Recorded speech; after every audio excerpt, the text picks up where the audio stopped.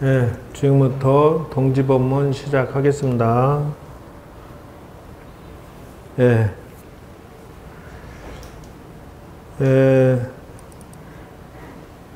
지난 1년 동안 건강하셨죠? 근데 코로나 다 안 걸렸어요? 걸렸다고? 거짓말할 필요 없어. 그건 장사가 없으니까. 예. 자, 보실게요. 지금 이제 얼마 전에 전화 와가지고 어떻게 해요? 라고 당당당당 뛰어서 무엇인가 들어봤더니 이거더라고. 예, 그래서 말하자면은 전세 사기로 해서 자녀들이 지금 뭐 죽을 맛이다 이래 지금 얘기가 들어와서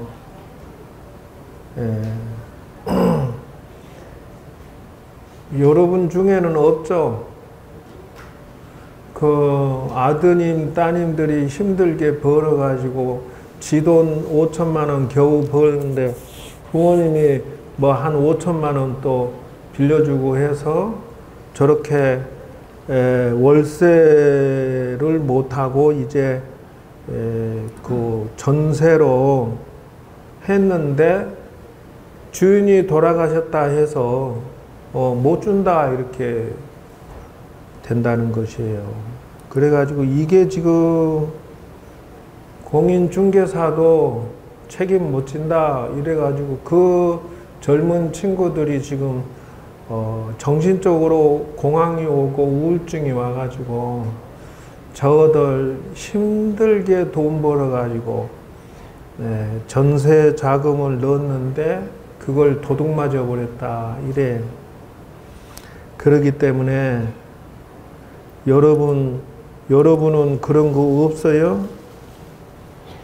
그래서 지금부터 알아놓으셔야 되는 것은 원래 동지 때 삼재가 소멸되면 좋겠습니다 하는 게 입춘 동지 칠석인데 첫째는 천재라고 그래요.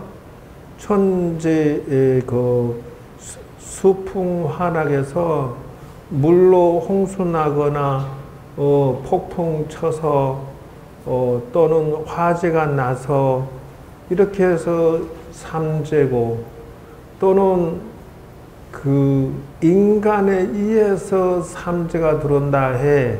그러니까 사람들이 상중하가 있어가지고 점잖은 사람을 만나는 게 아니라 중하를 만나서 사건 사고에 엮여가지고 고생을 죽으라고 하는 게 인재라고 하는 것이요. 그러니까 마지막으로는 지재라고 해서 앉은 자리에서 지금 이런 것이 지재야. 전세 자금에서 내 아파트를 하나 얻었는데 비싸게 얻었는데 그걸 갖다 말려 먹어버렸다 이래.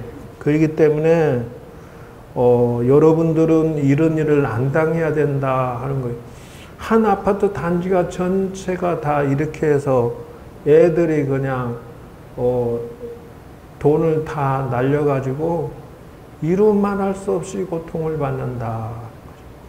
지재라고 하는 것이 바로 부동산이고 집이고 앉은 자리가 사업장소, 가게 이게 전부 앉은 자리에 땅지자라고 해서 그게 삼재다 한다는 것이요. 그러니까 이게 속을 수밖에 없는 게 부동산 업자가 책임지고 이거를 팔아줄 테니까 요거를 나한테 맡겨라 이런다는 것이요. 맡겨주면 절대 안 된다 하는 것을 지금 여기서 말하고 있어요. 그러니까 팔아먹고 나몰라라 할 수가 있으니까 주인은 그렇게 해서 팔아먹고 노숙자한테 등기했다가 노숙자 그냥 죽어버리면 다른 사람이 이걸 산 것처럼 해가지고 사기 쳐먹는다. 이게 첫 번째 공식이니까 넘어가지 않도록 해라. 그래서 한 사람이 10개, 20개 가지고 있다 이런 말 소문 들으면 절대 거기는 계약하면 안 된다는 것이요. 이게 삼재야. 다른 게 삼재가 아니야. 사람한테 속고 부동산에 속고 사건 사고에 휘말려서 여기 친구 소개로 신축 빌라에 들어갔는데 돈 좀 아끼려고 전세로 들어갔는데 홀랑 그것이 사고 났어요. 그 다음 예를 들어서 이게 전세로 얻었는데 중요한 거는 확정 날짜, 확인 날짜, 확정 날짜를 정확하게 해야 된다는 것이에요. 무슨 말인지 아세요? 예, 전세를 걸거나 뭘 계약을 했으면 왜 그러냐 하면은 요게 또 이게 뭐냐 그러면 이걸 담보대출을 하면은 담보대출을 했다는 것이 딱 그 계약하는 날부터 24시간 내에 내가 이거 지금 확정 날짜를 받아야지 또 동사무소 가서 구청에 가서 확정 날짜 받기 그 짧은 순간에 담보대출을 해버리고 근저당 잡아놔 버린다는 거요. 내가 지금 했는데 내일 저기 등록하기 전까지 그 사이에 집주인이 그렇게 해서 해먹고 날라버린다는 것이요. 그러니까 이제 나는 등기등본 보니까 아무렇지도 깨끗했는데 을구가 갑구을구라고 해서 나는 깨끗하게 봤는데 나중에 보니까 일주일이나 2주일 뒤에 보니까 그 근저당이 잡혀있고 담보대출이 잡혀있고 이런다는 거요. 그러니까 사람을 잘 만나서 잘 골라야 되는데 이 사람들은 거의 다 귀신같이 잘생겼어. 또 부동산 이게 저 브로커들이 요런 것도 속지 말라는 거예요. 요런 거. 그것이 두 번째 방지다. 그러니까 브로커가 들어간 부동산은 절대 조심하셔야 되고 전세 사기 때문에 젊은 애들이 피땀 흘려 돈 벌어갖고 하는데 여러분 자녀들은 그런 사람 없겠지. 근데 전화 와서 나한테 어쩌냐고 방방 뛰고 울고 하는데 그 친구가 지금 우울증에 걸려서 죽겠다는 거예요. 애가 돈 그까짓 거 잃어도 되지만은 애가 막 정신병이 왔다는 거요. 그래서 스님 어떻게 해요? 그러고 내 지금 이 사건이 난 인터넷 뒤져보니까 요 봐요. 이 친구 지금 그냥 다 싫어요. 나 저 젊은 친구가. 왜? 사기당해 놓으니까.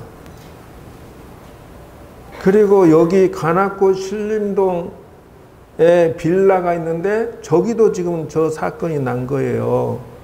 그러니까 신림동에 8천만 원 반전세로 했는데 25살 취업 준비생인데 저 친구도 당한 거야 지금.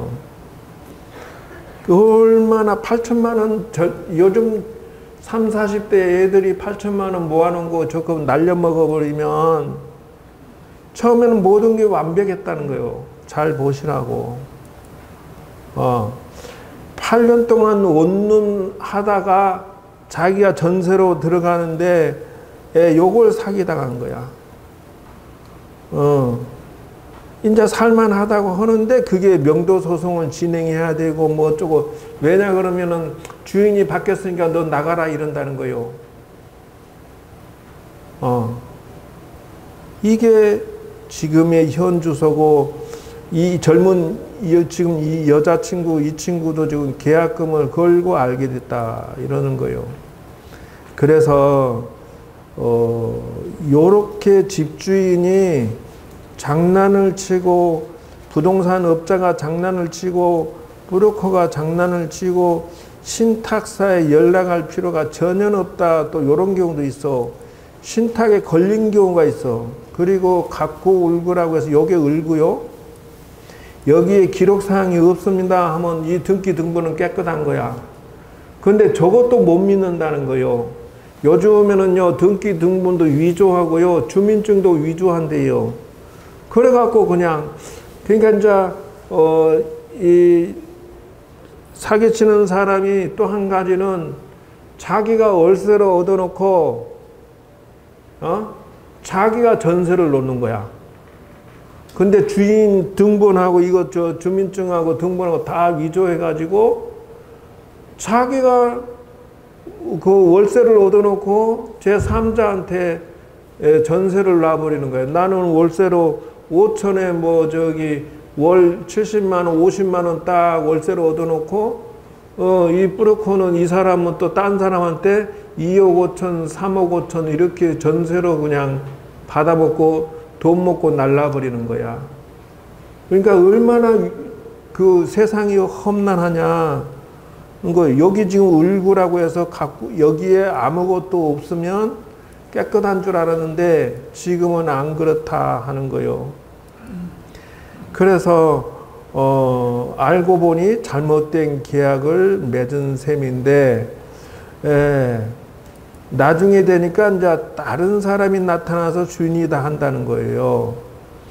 그래서 여러분 요렇게 해서 자녀들이 사고를 치면은 피해자 구제 방안이 있느냐 하면은 이거는 없대요.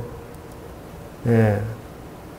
그래서 요런 친구들이 지금 이 친구가 우울증이 오고 바닥에 완전히 그냥 마음이 상해가지고 살 생각이 없다는 거예요. 우리 자녀들이 이런 일을 당하면 집 없는 서러움, 또 돈을 그렇게 힘들게 버는데 이런 돈을 사기당했는데 여기 봐봐요. 뭐라고 써졌어? 응? 청년들은 길바닥에 죽으란 말이냐, 30여 평 피땀 흘린 전세자금 돌려달라, 이렇게 현수막도 걸어놨어. 그러니까 이래서 이 전문가들한테 당하면 본전도 못 찾아서 청년들 전세 사기가 굉장히 많이 늘었다 하는 거고요. 또 전세 부동산 보험료를 받을 수 있느냐 하면은 자기가 실수한 거는 보험에서 안 해준대요.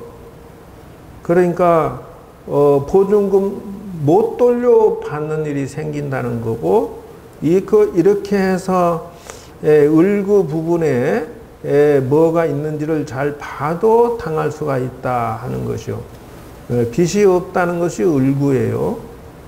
등기 등본은 보는 법은 그렇다는 거죠. 그래서 이 확정 날짜 등기 등본을 잘 관찰해서 사기를 당하지 않도록 해라 하는 것이고, 이게 첫 번째예요.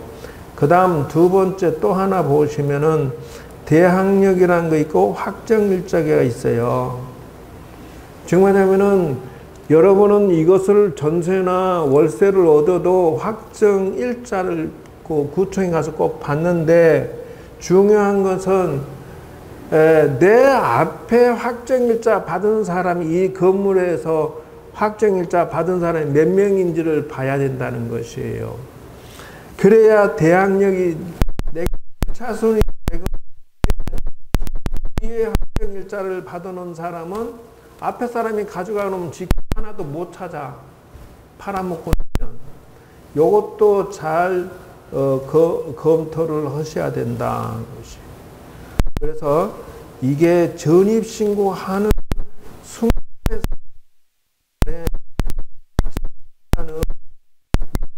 면제권이 있어요. 꼭 그래서 여러분 다 알고 계시지만은 한번 짚어드렸어요. 네, 그래서 이런 것에 자녀들이 피해를 덜 받고 선고할 수 있도록 예를 들어서 나중에라도 등기등본상에 변화가 생기면 계약을 취소하고 손해배상을 얻도록 해라 그 말이요. 왜 거가 서 있어? 자, 그래서 반드시 명심해서 주민센터에서 이런 걸 점검하는 것을 명심해서 자녀들에게 사고가 생기지 않도록 어머니가 챙겨주셔야 된다 하는 거예요. 그래서 무엇이든지 주의하도록 해라. 자, 이것을 가지고 지금부터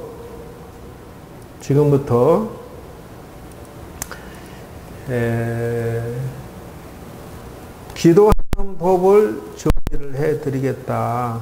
삼재가 무엇입니까? 하면은 바로 적의 삼재야, 적의. 그러니까 천재, 인재, 지재, 삼재가 들어오는데 사건, 사고에 저렇게 휘말려가지고 아주 그냥 고생을 이루 말할 수 없다. 그 다음에는 또 이제 코로나 잘 걸린 것도 삼재에 들어가.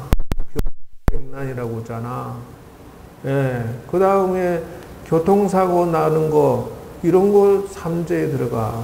근데 스님이 돼가지고 그런 거 따지니까 이렇게 얘기하는데, 조심해서 나쁠 건 또 뭐가 있냐. 난 그래 말하고 싶어.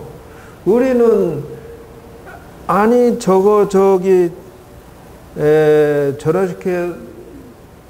도둑놈들이 부동산 업자고 뿌룩하고 짜고 나한테 거짓말 쳐먹는데 생각해 보시오. 주민증도 가짜로 만들고 등기등본도 가짜로 만들어 버려가지고 저렇게 하는데 안 당할 수가 있어? 그런데 그렇게 당하지 않으려면 어떻게 해야 돼? 내가 첫째 총명해야 되고 내가 조심해야 되고 그것이 삼재. 그러면서 동시 하나 추가 말해보시오. 자, 내가 조심하고 내가 공부를 해서 똑똑하고 이래서 삼재에 빠지지 아니할 수 있도록 노력해라. 내 자녀들이 올해 안에 내년에 문제가 조심하겠다. 또 뭐? 이렇게 대답하잖아. 이렇게 해야 돼. 자, 부처님 도와주세요가 기도야. 자, 부모님이 경험이 많으니까 도와주세요 하는 것도 괜찮은 방법. 남편 도와주세요, 자녀 도와주세요. 서로 힘을 합쳐서 풀어나가는 거, 그게 나쁠 게 뭐가 있느냐는 것이야.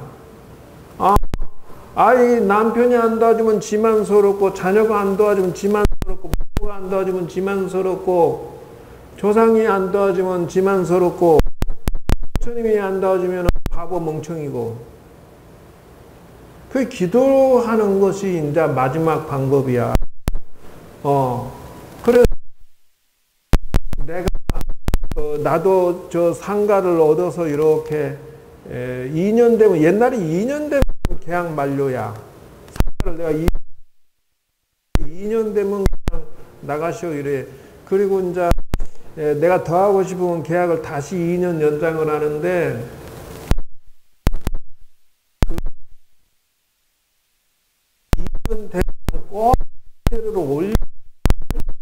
내가 경험한 것은 2년 동안 내가 인테리어를 예쁘게 해놓고 열심히 포기해갖고 좀 저렴 그러면 2년 되면 그려버려. 네, 네가 설마 나갈래? 이러고 월세를 올린다고. 옛날 포기 10만 원씩 한 달에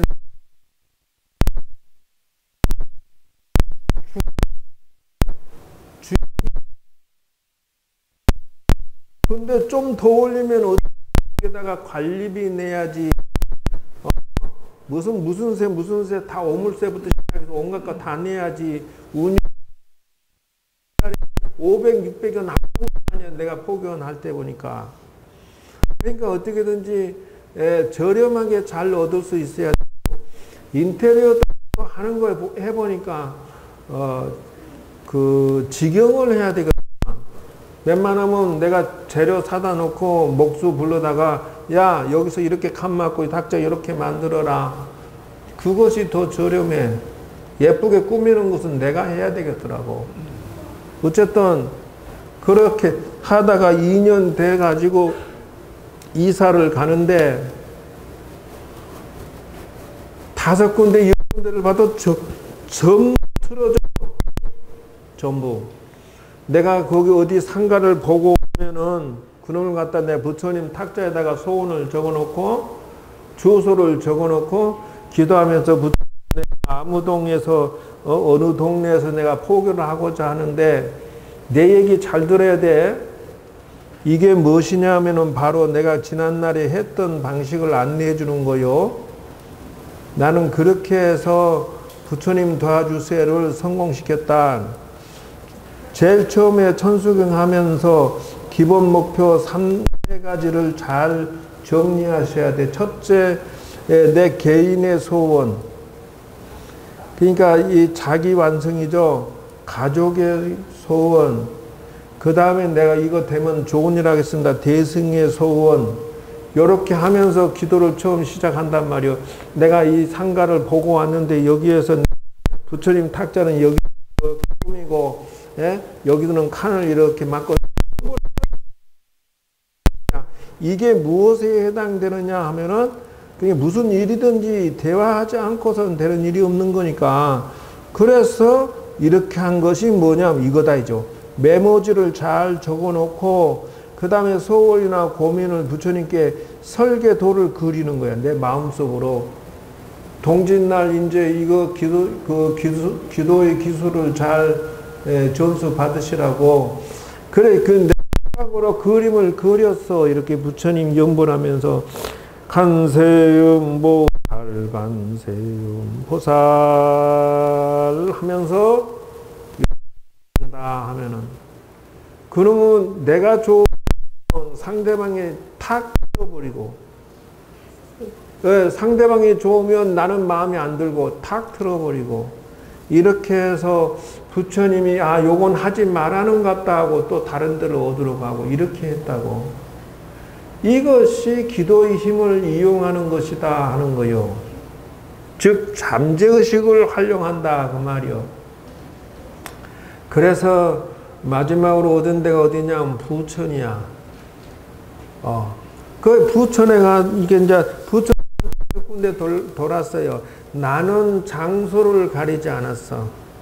정말하자면은 내가 안산에서 2년 하다가 마칠 때 되니까 내가 부천까지 뛰어서 여기다가 포교를 얻어가지고 하는데 기도하면서 장소를 얻는데 뭐냐면 탁 틀고 이렇게 해서 가다 경기도 부천까지 거기 가서 포교당을 얻었는데 계약을 딱 하려고 하니까 주인 나와 이러니까는 주인이 그 부천이 80만 명이야 인구가.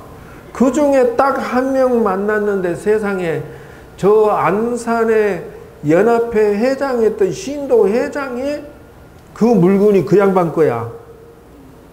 뭔 이런 일이 다 있냐. 그래서 나랑 반가워갖고 악수하고 그동안 어떻게 지냈어 나 이랬어 그러고 하면서 하다 보니까 지난 얘기 좀 하다가 보니까 끝날 때쯤 돼갖고 한숨 푹 쉬면서 아이고 어째 스님이 또 내 상가를 이거를 구한다고 하냐 이러면서.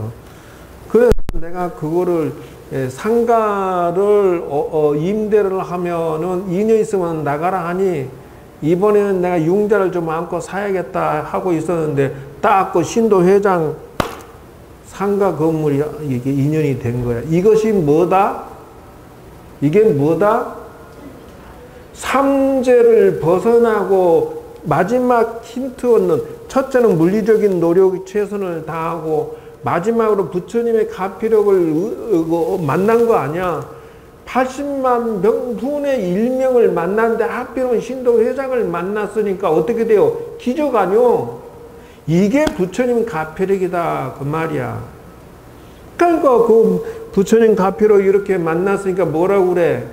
이 양반도 뭐라고 하냐면 딱 그 분양가를 보여주더만 5년 5년 전에 분양가, 원가를 딱 보여주면서 스님, 내가 여기서 지금 5년 지났으니까 적어도 2억은 붙여야 되는데 그냥 원가로 드리겠습니다 하더라고.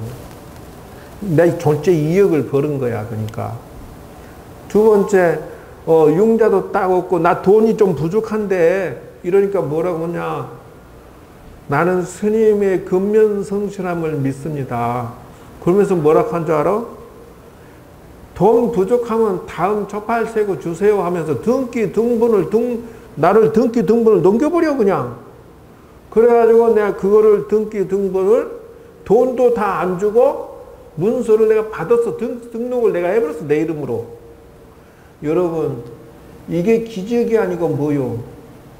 여러분, 돈 다 안 주는데 등기 등본 넘긴 사람 있어 없어? 여러분 넘기겠어? 돈 덜 줬는데 넘기냐고? 안 넘겨. 이게 바로 부처님의 상절을 벗어나는 바로 이게 기적이 아니고 뭐냐는 거야. 근데 이걸 가지고 내가 직접 경험했는데, 왜 부처님 가표력이 없다고 하냐, 이 말이야. 생각해 보시오. 80만 분들 1명이 만나가지고 나를 대박을 치게 도와줬는데, 왜 없다 하냐, 이거야. 나 참, 그런 사람들은 바보 멍청이다 하는 거예요. 내가 왜 부처님을 사용하지 못하고 사냐? 나는 사용해서 대박 쳤는데, 동짓날 이 얘기를 듣지 아니하면 어떻게 하라는 말이냐, 이 말. 그래서 그림을 그려가지고 딱 기도하면서 부처님 이렇게 하겠습니다. 부처님이 안 된다고 탁 틀어버려. 안 된다고 탁 틀면, 하지 말란 같다.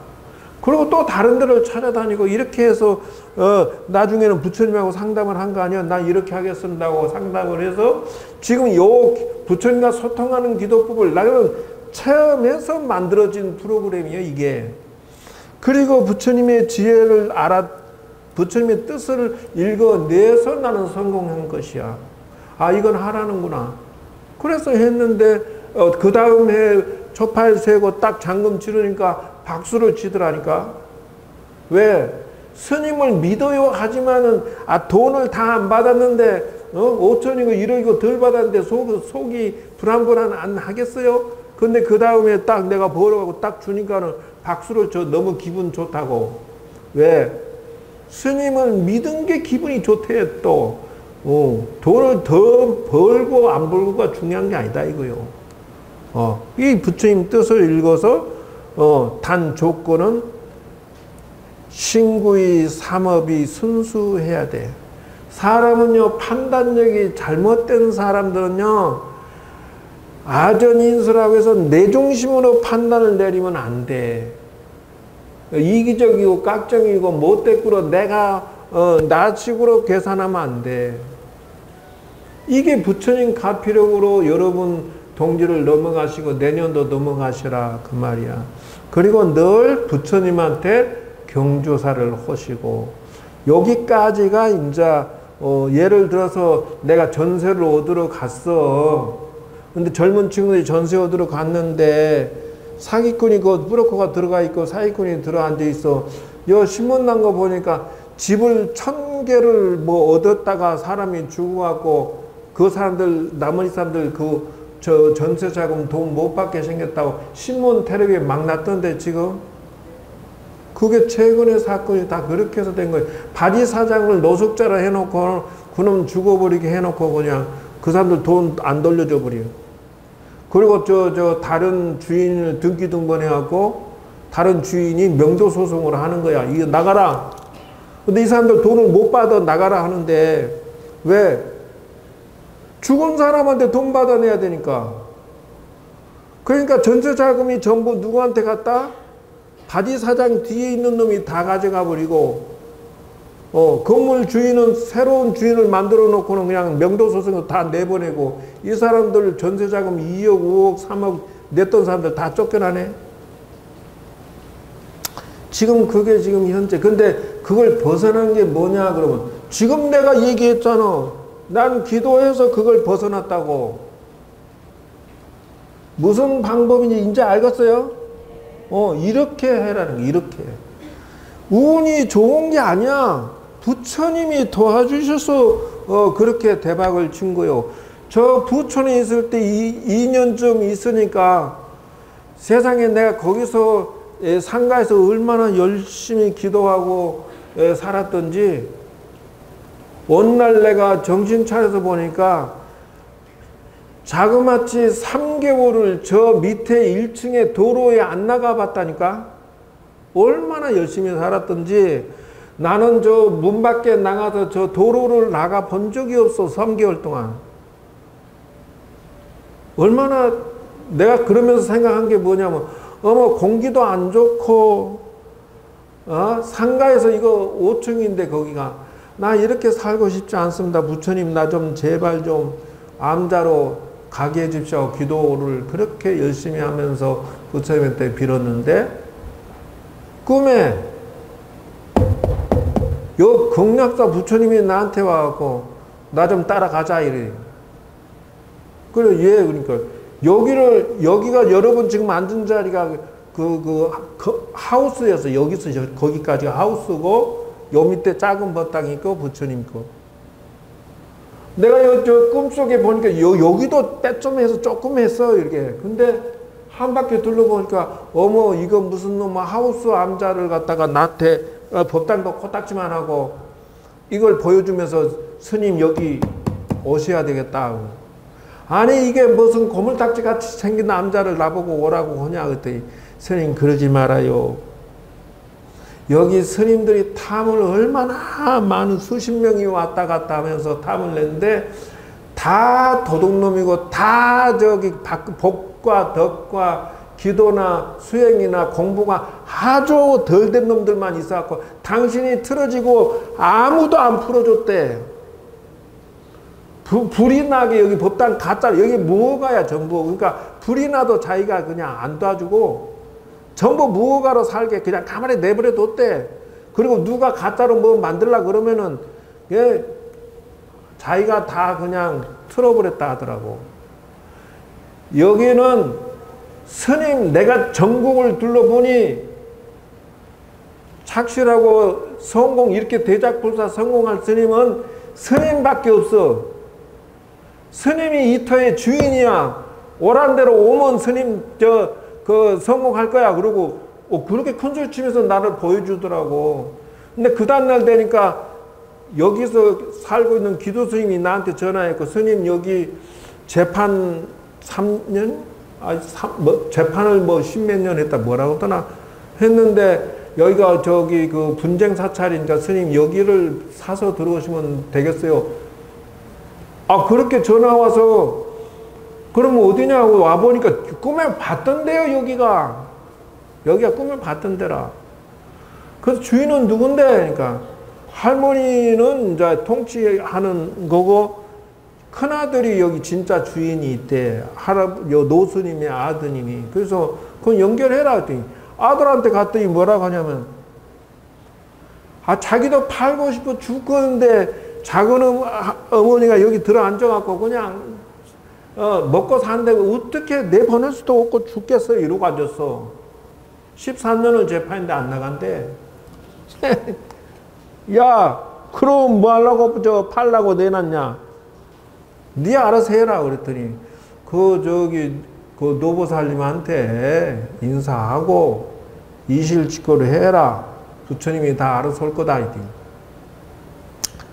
그 큰아들이 여기 노보살한테 와갖고 인사를 넙죽하고 지금 요거를 사겠다고 오는 스님이 있는데 어떻게 할까요? 이렇게 물어봤대.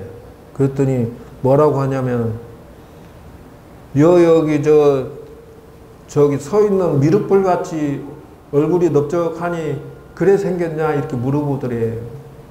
요 미륵보살 얼굴 알아? 미륵보살이 나 닮았대. 그래갖고 내가 봤다. 그 스님 오락해라 그러더니 거의 전화해갖고 보잔다고 그래가 놀래가지고 나보고 13년 동안 재판에도 안 나가시는 어르신이 보장한다고 그래 나를 전화했어. 그래서 내가 쫓아왔지. 인사를 넙죽 했더니 스님이 주인이야 그더만. 스님 내 이달 말 비켜줄게. 그 자리에서. 거기 있던 총무보살, 사무장보살 뭐 누구 다 놀랬어. 그 아들도 놀래고. 두 말 안 하더라니까. 스님이야 바로 그 자식 바로 그러더라니까.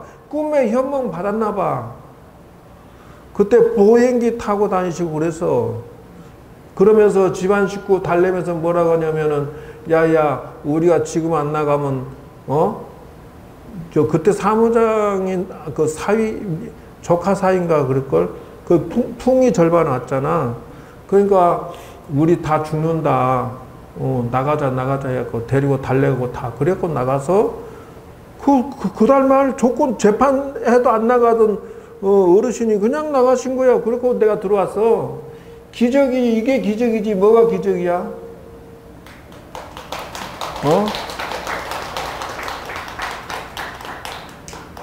근데 고생은 뒤지게 했어. 아주 그냥 지금 생각하니까 그 고생을 견딜 스님이 한 명도 없겠어. 내가 아무리 생각해도. 왜냐면 지금까지 여기서 기도 스님 왔다 갔다 하는 스님들이 좀만 힘들면 버탈싸고 해 가고 좀 힘들면 버탈싸고 해 가버리고 그래. 세상에 이걸 지어내는데 내가 고생하는 생각하면 아주 그냥 얼마나 고생을 했던지. 나 청춘 다 버렸어요. 여기 들어와고. 어쨌든 이걸 다 지어냈잖아. 생각해 보시오. 나 이거 지어낼 수 있는 돈도 없었어 사실. 아니 그리고 더 무서운 거는 여기 전체가 무허가야. 근데 여기가 또 맹지예요. 왜 어떻게 되냐면 공원이 삥 둘러싸여 갖고 여기는 있고 저기가 맹지입니다. 여러분 맹지에 건축허가 나는 거 봤어? 그러니까 그동안에는 맹지가 되놓으니까 건축허가 공원이고 맹지고 하니까 건축허가가 날 수가 없어. 원초적으로 못 나. 그러니까 안 되었던 거야. 내가 동사무소나 구청이나 서울시 녹지과건 건축과건 찾아다니면 뭐라고 한 줄 알아요? 스님 대통령 도장 찍으면 해드릴게요. 이건 나도 못해요. 이러고 놀려 날아갔다가 이리 돌리고 저리 돌리고. 얼마나 내가 고생을 했던지 아주. 그래서 허가 내는데 부처님이 또 뭐라 한 줄 알아? 내가 소통을 이렇게 했어. 부처님 자 소원 고민을 적어놓고 부처님한테 설계를 그리면서 여기는 이렇게 법당을 짓고 가만히 보니까 여기 약수터 여기 부처님 모셔진 약수터 있죠. 저 부처님의 약수터 건물을 지붕이 얹었고 뼈대 4개 있는데 요게 어디를 바라보지 잘 보시오. 약간 틀어졌어. 요렇게 약수터 여기 있는 부처님이 정면으로 안 보고 요게 약간 틀어졌어. 이렇게. 그러니까 여기가 정북쪽인데 북쪽을 안 보고 옆으로 틀어놓은 거야. 왜 그러냐? 불났잖아. 그러니까 풍수지리학적으로 여기는 어떻게 해볼 수가 없어. 여기가 불암산이 정확하게 보여요. 불암산이 어떻게 생겼냐면 뾰족해. 바위가. 알아요? 몰라요? 불암산 바위가 촛대바위라고 그래요. 저것 보고. 촛불이 켜진 형국이다 해가지고 저쪽을 바라보면 여기가 저걸 화산이라고 그래. 불화자. 촛불이 켜졌으니까 불화자잖아. 그러니까 여기가 불난 거야. 그러니까 저거 지금 내려가서 한번 봐보시오. 여 솥단지 거친 건너편, 요 맞은편에 약수터 건물이 정북이 아니고 틀었어, 옆으로. 왜 그랬겠는가? 그때도 풍수적으로 어떻게 앉힐지를 모르는 거야, 지금. 내가 부처님한테 염불하면서 부처님 건축 허가증 좀 제발 내주시오. 근데 왜 무허가에다 나를 앉혀놔서 나가오면 성공한다면서 어째 이럴 수가 있어 하고 소통 기도를 했지. 대화를 했어. 그때 부처님 나타나서 뭐라 한 줄 알아? 스님 3년 기도하고 계세요. 내가 이리저리 3년 뒤에 적당한 인물이 나와서 이거를 확 풀어주는 사람이 나오니까 그때까지만 기다려 주십시오. 그래 거짓말하면 혼나. 그러고 내가 뭐라고 따지면서 천일 기도를 딱 하고 나니까 정확하게 3년 딱 채우고 4년 들어서기 전에 요 동지 때 요쯤 내서 서울시 그 녹지과 본부장이 너 이리 와봐 이러고 스님 이리 오시오 그러더라고. 그 부처님이 나타나서 극락사 건축 허가를 내달라는데 너무 꿈에 생상해서 저거를 그거 저 극락사 도대체 어디냐 그 가져와봐라 해서 공원관리 녹지과 본부장이야. 가져와서 딱 보니까 여기 하우스거든. 시커먼거든. 이 공원은 말이야 멋지게 다 지어놨는데 여기가 거지같이니까 나보고 잔소리하는 게 스님 이게 뭐예요 이게 왜 이렇게 저 하우스로 살고 있으니 이거 내가 적반하장도 유분수다 이 양반아 당신들이 건축허가 안 내줘서 이렇게 사는 건데 난들 공원부터 온 천지로 서울시를 다 다니면서 허가해달라고 내가 했는데 안 해준 건 당신인데 그러냐고. 그러면서 뭐라고 한줄 알아? 내가 고시 공부를 절에서 했는데 이거 숙제, 이거 극락사 건축 허가 내주라고 내가 서울시 본부장을 하는 것 같다 하면서 나만 알고 있는 비법이 있대. 공원법을 바꿔갖고 건축 허가 주는 거는 대한민국에 자기밖에 없대.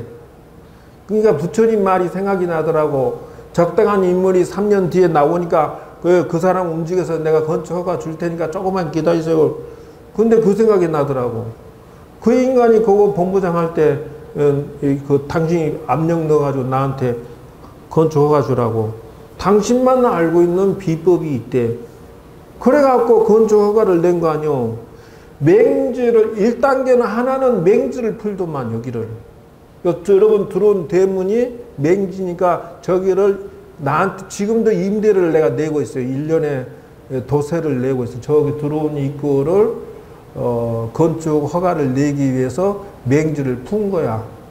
그래서 지금 1년이면은 돈을 내고 있어요. 저 사용료를.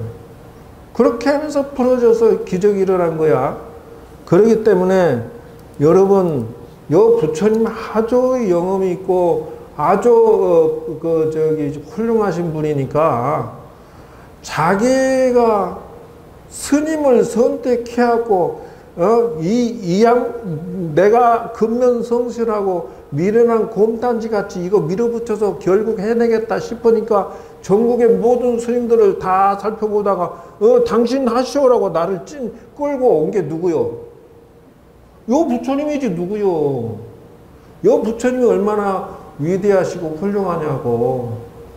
미련한 곰처럼 내가 여기 앞에다 컨테이너 2개 놔놓고 2층으로 놔놓고 거기서 먹고 자고 하면서 이거 지어놓은 거 아니오.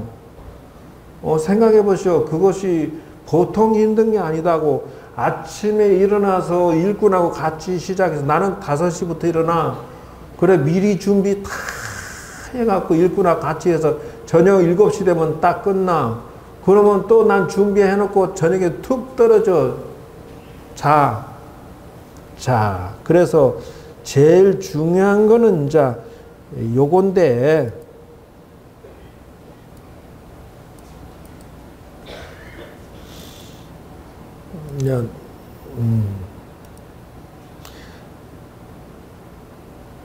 일단은 오늘은 진도를 조금 빼야 되니까 요거 한 가지만은 해주고 마쳐야겠다. 그래서 제일 중요한 거는 이제 소통 기도를 시작하고 나서 그 다음에 제일 처음에 하는 것은 셀프 텔러 4단계 마인드 컨트롤 명상 기도법이라고 하는 것을 시작해야 돼. 그래서 소통을 두 번째 하는 것이 뭐냐 그러면 부처님하고 소통하는 게 아니라 내 안에 나에게 셀프 텔러 한다. 요게 중요한 거예요. 그래서 젊은 친구들이 판단 잘못해서 그럼 나처럼 부처님 도와주세요 기도를 소통 기도를 했을까 안 했을까? 안 했으니까 전세 사기당해갖고 울고 물고 그러고 있잖아. 그러니까 여러분들은 여러분 스스로만 하지 말고 자녀들에게 기도를 이용해서 부처님하고 소통해서 저들 인생 풀어가는 것을 기술을 전수를 시켜주셔야 돼. 여러분만 공을 들여주면 야네들 나 없으면 저 자네들 이제 지 혼자 어떻게 살 거야? 기도 전수해 주셔야 돼요. 그래서 기도 이제 기술을 가르쳐 주는 게 두 번째 소통은 부처님하고 소통하면 두 번째 셀프 텔러 4단계에서 그 다음에는 나하고 내 자신하고 소통을 하는 기도로 하셔야 된다 하는 거예요. 이제 내가 건강하고 내가 지혜롭고 내가 행복해야 일을 열심히 할 수가 있어. 근데 내가 슬퍼, 짜증나 죽겠어 막 이러고 있으면은 무슨 일을 할 수 있겠어요? 애들이 지금 막 힘들어갖고 지차고 막 허덕거리고 막 이러고 있는데 얘가 얼마나 일을 참고 일을 밀어붙여서 성공까지 밀어붙이겠어요. 생각해 보시오. 그러면 어떻게 해야 돼? 나하고 내 자신하고 소통하면서 자꾸 나를 정화시키고 힐링시키고 따뜻따뜻 해주고 이렇게 하면서 힘내서 앞으로 나가야 할 거 아니에요.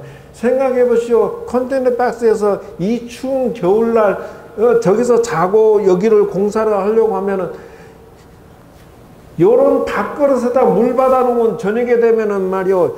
아침이 되면 뗄뗄 굴러가도 물이 흐르지도 않아. 왜? 얼어가지고. 그렇게 춥더라고. 세상에 이 겨울에 컨테이너 박스 잘 일이 절대 아니더라고. 왜냐하면 그건 냉장고니까. 나는 생으로 냉장고에 살아봤다니까. 여름에는 어쩐지 그거 컨테이너 박스가 뭐라고? 사우나실이라니까.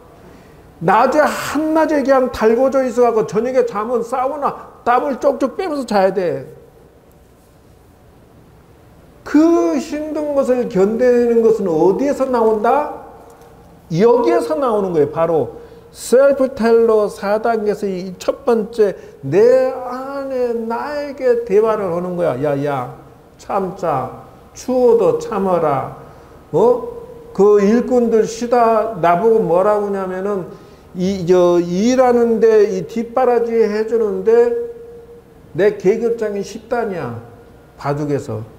야 9단은 들어봤지만 10단은 모르겠다니까. 스님은 일부려 먹는 데는 천재래 나보고. 얼마나 준비를 딱딱딱딱 해주는지 어머. 아니 동지파죽도 저것도 내가 쓰는데 여러분 그냥 먹는 줄 알아요? 내가 심부름을 100번 1000번 해갖고 저 동지파죽 쓴 거요. 아이고 거저된 줄 알아. 지금 뭐 그 팥죽 드시니까 뭐 하나씩 들고 2개씩 들고 하니까 뭐 그냥 된 줄 알아요? 내가 발바닥이 땀나도록 뛰다니서 이 추운 겨울날 저거 완성시키려고 주문하지 당구지 어떻게 하냐. 솥단지 안 치고 가스 안 치고 물 호수 땡기고 막 제대로 했는지 감독하고 100번 1000번 나를 다독거리고 나를 갖다가 막 이렇게 그냥 저녁에 어떻게 하냐면은 백지 한 장을 딱 펼쳐놓고 A4 용지를 얹어놓고 내일 어떻게 해야지 하고 하나씩 둘씩 적어. 이렇게 메모지로 뭘 할까 탁 생각 떠오르면 메모지에 적어놨다 타닥탁탁탁탁 준비해서 짜자자자 준비해가지고 탁 해가지고 여러분 입속에다 팥죽을 드세요라고 딱 갖다 드린 거예요. 지금 그냥 된 줄 알아. 내 손이 1000번 1000번 가서 아이고 복도 많어. 주리 스님이 죽으라고 챙겨갖고 여러분 팥죽 하나 2개 들고 가고 하는 셀프 텔러가 내부터 하는데 자 지금부터 이제 마무리를 하나 더 하고 그래서 하면서 그냥 하지 말고 이렇게 해라. 어떻게 다른 일을 외우면서 팥죽 쓸 때도 그래. 나는 야야 팥죽 쓰면서 뭐하냐. 팥죽 좀 더 나무라 나라에야 남마 갈야바로 인세바 뭐지 사다 이거 줬을 때 그냥 하지 말고 그러면서 연구를 하면서 해라. 팥죽 팔아도 매한 가지, 팥죽을 만들어도 매한 가지. 일하 걸어가면서도 운전하면서도 버스 타면서도 지하철 타면서도 연구를 하면서 내 나름대로 설계 도면을 그려야 돼. 매일같이 설계를 해야 돼. 내가 어떻게 해서 성공하고 내가 무엇을 준비해야 되고. 왜냐 그러면요, 내가 할 일을 잊어버리면은 멍청한 테레비보고 앉아있어. 어쩔 때는 멍청할 때는요, 재벌집 막내 아들을 죽으라고 보고 앉았어, 내가. 근데 전생에 복은, 재벌 될 복은 없어서 이렇게 사는 거지만, 그래서, 예, 기합니다라다나, 보석이지, 소중한 달아야야, 그래서 보호자 거룩한 간세음 부사님께 기합니다. 이러면서 염불을 하면서 이 나를 돌보는데 어떻게 하느냐 하면은 이렇게 해라. 이렇게 해라.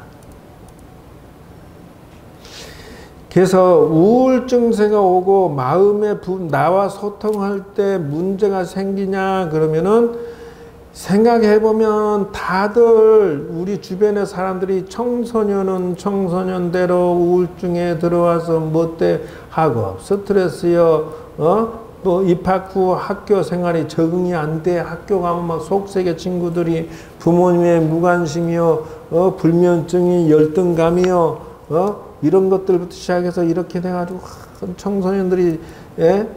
저 대학 들어가려고 얼마나 스트레스를 받냐. 이런 것이 직장인 우울증도 있죠. 그러니까 시도 때도 없이 일해야 되고, 예? 그 다음에 동료의 결혼 걱정, 불면증, 죄책감, 무기력증, 직장인들끼리 뒤지게 싸우는 것도 그렇고, 이래서 괴롭다는 것이요. 그래서 이런 경우부터 시작해가지고 중년 여성 우울증이죠. 그래서 가족만 챙겼더니 자기 인생에 대한 삶의 스트레스, 노후에 대한 걱정, 건강의 상실, 의욕 상실, 분노, 짜증, 그래서 우울증이 온다 이러는 것이요.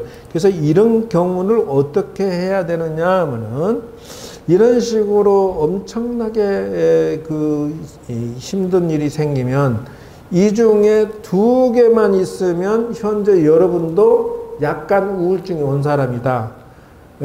매일 기분이 꿀꿀하거나 흥미나 재미가 없거나 체중이 감소하거나 살이 너무 찌거나 매일 불면증이나 수면이 머리 많이 자거나 매일 정신적인 초조나 뭐 이런 것들이 있고 피로감이나 자기 슬픔이라든지 죄책감이나 사고력이 저하되거나 죽음에 대한 생각을 떠올리거나 이런 경우는 나는 우울증이 조금 왔다라고 하시면 돼.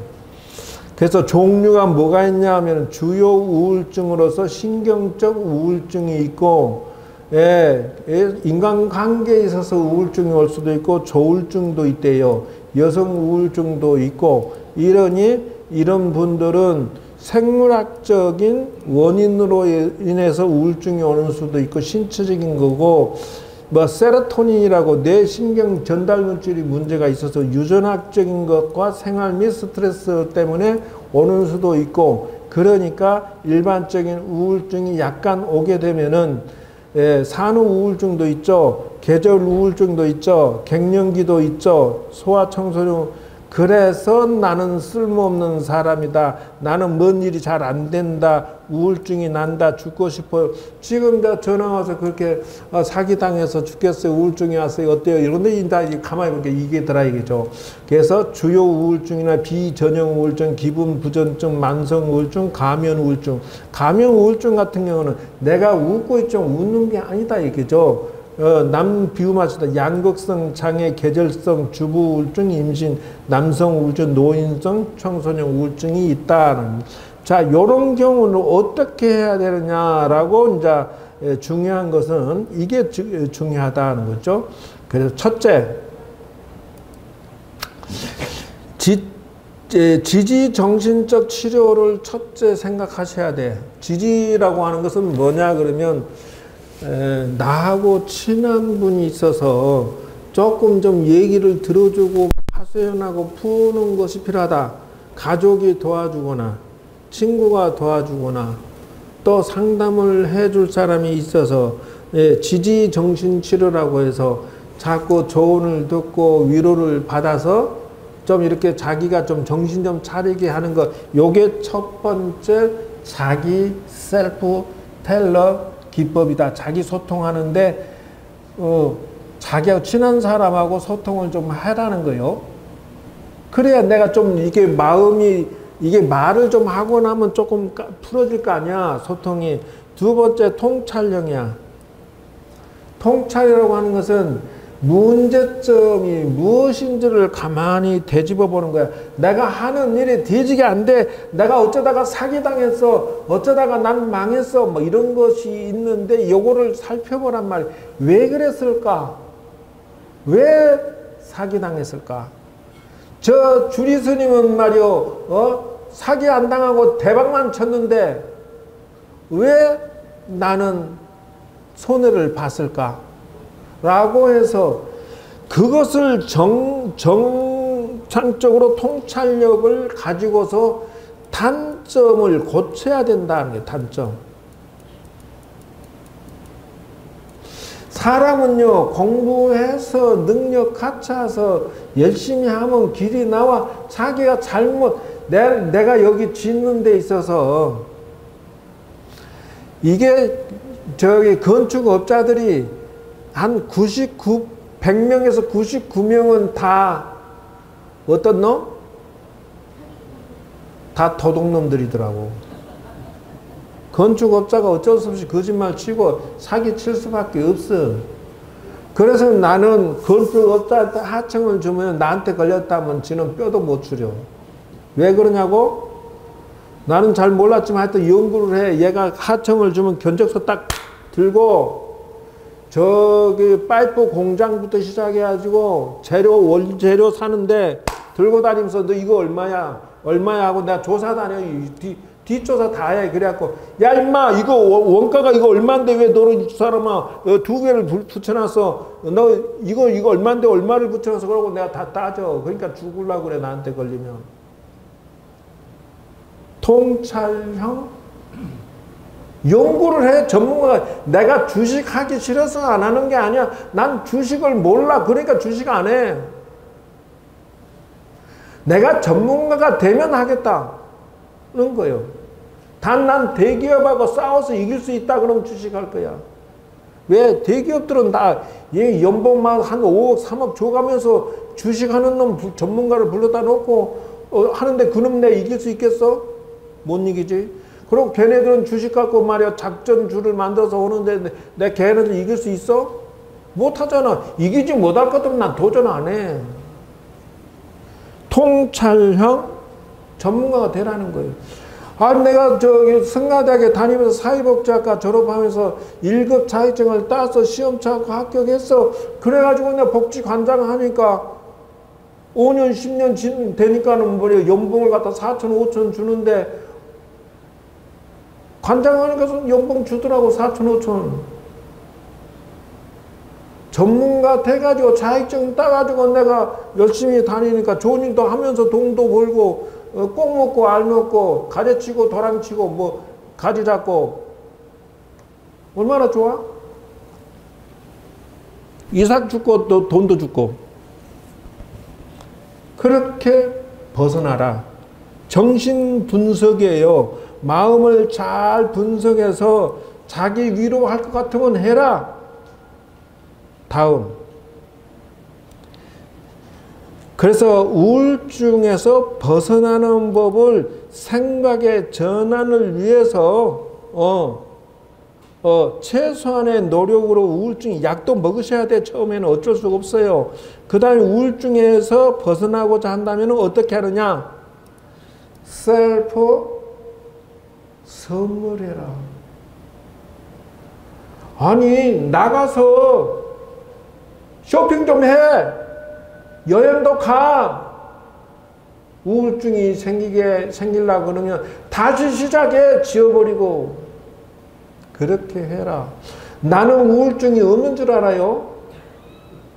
참말로 뒤지게 고생할 때 막 저녁에 울고 싶어라 노래가 절로 나와. 그 노래도 있더만. 울고 싶어라. 그 노래 알아 몰라? 못해. 할 줄 알았으면 내가 여기 앉아서 내가 가수 되지. 나 전공 아닌 건 못한다고. 아닌 건 아니지 뭐. 그래서 스트레스 받으면 인지 재구성, 통찰이죠. 처음부터 다시 순서대로 영화 필름 돌리듯이 돌리면서 야 여태 이렇게 했어야지 저땐 저렇게 했어야지 하면서 다시는 내가 그런 실수를 안 하도록 역할놀이, 그리고 실제 노출 기법, 자기교시법. 나는 긍정적인 태도로 할 수 있어. 나는 다시는 사기 안 당해. 나는 다시는 부처님을 안 놓쳐. 나는 부처님과 동고동락이야. 이러면서 자기 그 우울증을 치료를 해야 된다. 그래서 관계중심 치료라고 하는 것은 뭐냐면요. 인맥 관리를 잘 활용하셔야 돼. 자기 오빠, 친구, 누나, 동생, 가족관계, 연인관계, 친구관계, 사회적 관계를 잘 이용을 해먹으라. 야, 나 오늘 선물 좀 사주라. 이렇게 해라고. 친한데 이때 친구가 나 도와줘야지. 나 힘들어 죽겠는데 지가 나를 위해서 점심 한번 못 사? 야, 저 꿀꿀한데 바닷가에 놀러 가자. 그러고 같이 가서 먹고 마시고 놀고 와. 풀어라. 이게 풀어. 사람은 기계가 될 수가 없어. 그래서 풀면서 살아야 돼. 긍정의 마음으로 해서 이렇게 해서 풀도록 해라. 그 친구한테 그렇게 하라고 나는 전화 대자 받았을 때 얘기를 해줬어. 그 다음 요거는 이제 의사들이 하는 것이니까 약을 먹고 광선치료, 전기치료, 미주신경자극치료, 경두개치료 이런 경우는 의사한테 맡기고 항우울제도 있습니다. 먹으면서 해야 돼. 처음부터. 그래서 모노아민, 산화효소 억제제, 삼한계 항우울제, 선택적 세로토닌, 재흡수 억제제 이런 게 있다. 그것만 알고 있어야 된다는 것이요. 어쨌든 이런 약들이 있어요. 그래서 불면증, 설사, 성기능, 체중 증가, 이런 것들이 있는 것은 의사로 인해서 치유할 수 있도록. 그 다음에 음식요법이 있다는 거예요. 스트레스 받으면 음식 맛있게 먹고 요리도 하고 쇼핑도 해서 한번 만들어 먹고 그러면서 풀으라고. 건다고 해서 살찌는 것만 먹지 말고 요 맛있는 거 많네 여기. 풀어라. 사람이 어찌 기계냐. 그 다음에 이제 여기는 그 정신건강에 도와주는 복지관 종류를 다 뽑아놨어.